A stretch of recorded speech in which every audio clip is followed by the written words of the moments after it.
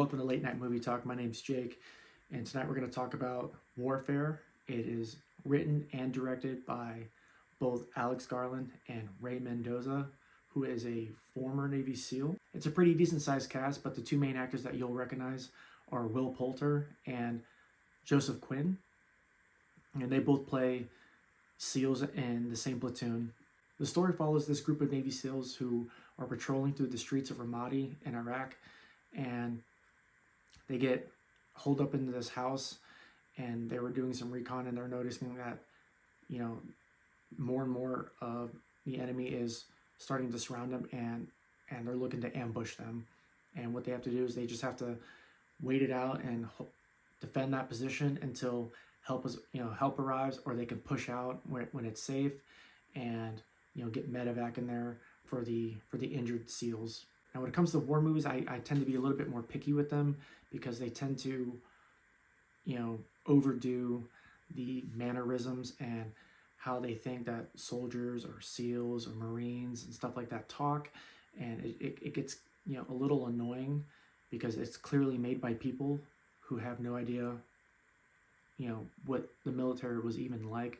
And that's why whenever this was written and co-directed by somebody that was a SEAL who was there and is basing some of this off of his own personal experience, you can tell that that really helped the feel of this movie. It made it more realistic. Everything down to the way, people in the military talk, interacted with each other, radio etiquette, their uniforms, the way they stand, the way they patrol, their movements, all that was very well done. You can tell that they had a lot of real training from people who have actual experience doing that. The movie starts off with this little music video, and the entire platoon is just huddled around it watching this, these girls on the TV, and I'm like, and they're all just being ridiculous, acting like a bunch of dudes together, and it's exactly how I would imagine that situation to be if I were in there. But the movie starts off with them, doing a patrol. They're, keeping quiet. They're scouting which house they want to take to set up their position to, get some recon done.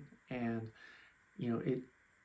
it kind of just goes through the little things that, the setup, the build up, and it's really building the, the tense moments.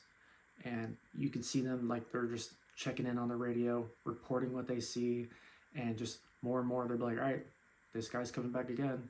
All right, we're noticing 4 more dudes coming in. And so this movie doesn't start off right into the action.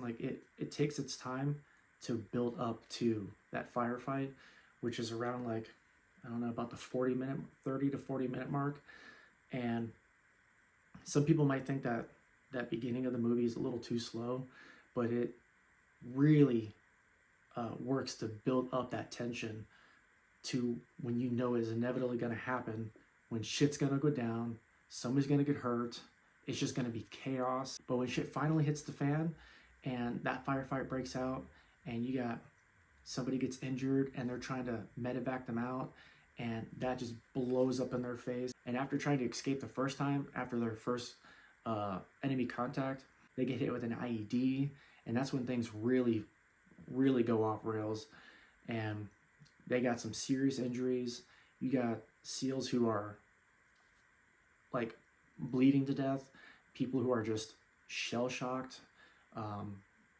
That's where PTSD sets in, that fog of war, if anybody knows what that is. And they're just not there.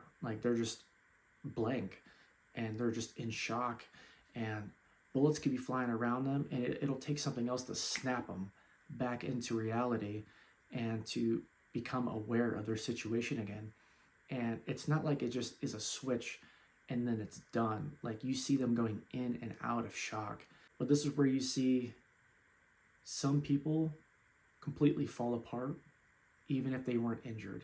You can see it in their faces that some people are just not cut out for that, and some people are.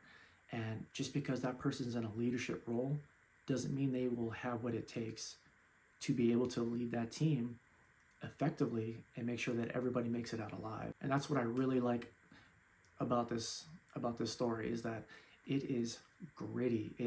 You're down in the dirt with these people, and it's very close quarters because they're in this small apartment, and they're having, I mean, they're surrounded. There's people above them and all around them. And like I said earlier, their movements and the way they handle themselves and the way that they carry their weapons and the way that they, communicate with each other, it all feels very real for anybody who's maybe been in the military. Like, it'll feel very familiar for you.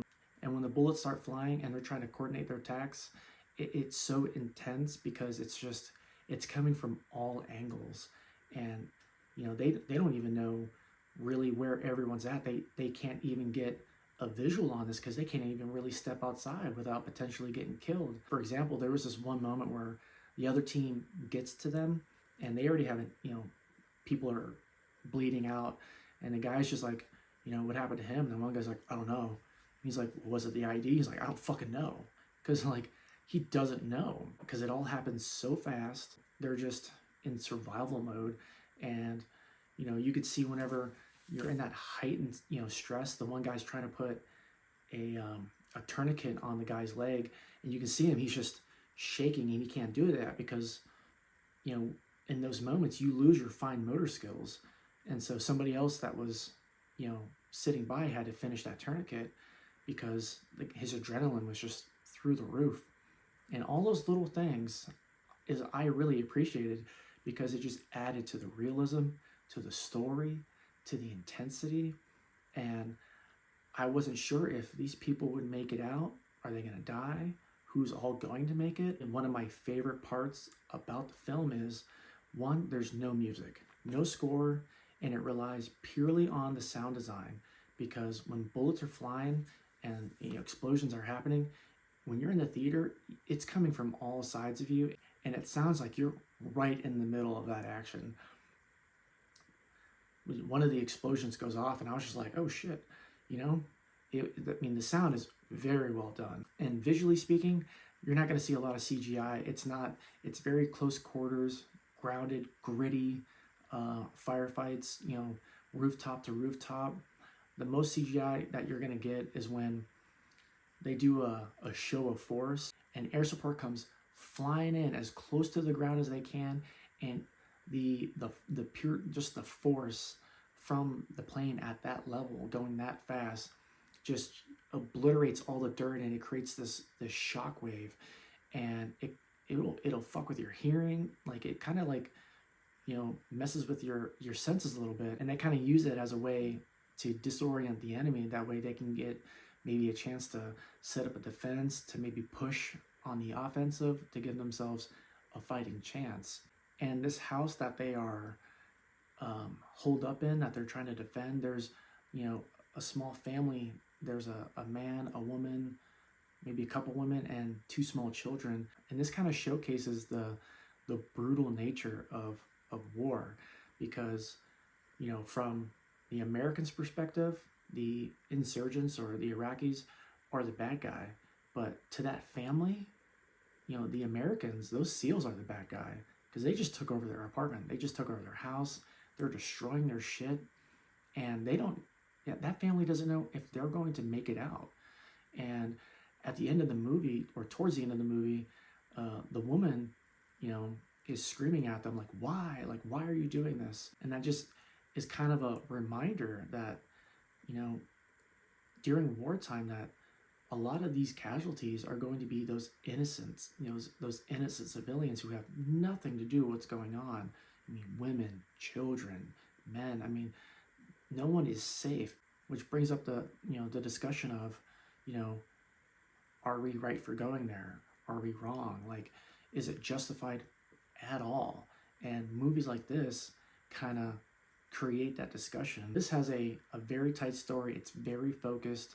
It's pretty much a single location at this house, and it's a tight runtime. It's only like 95 minutes, so at no point does this drag. That first act does a really good job of building up the tension to when eventually those firefights break out, and it just adds that much more intensity to the story. And then at the end of the movie, you have this family that just comes outside of their home, and they're just like, are they gone?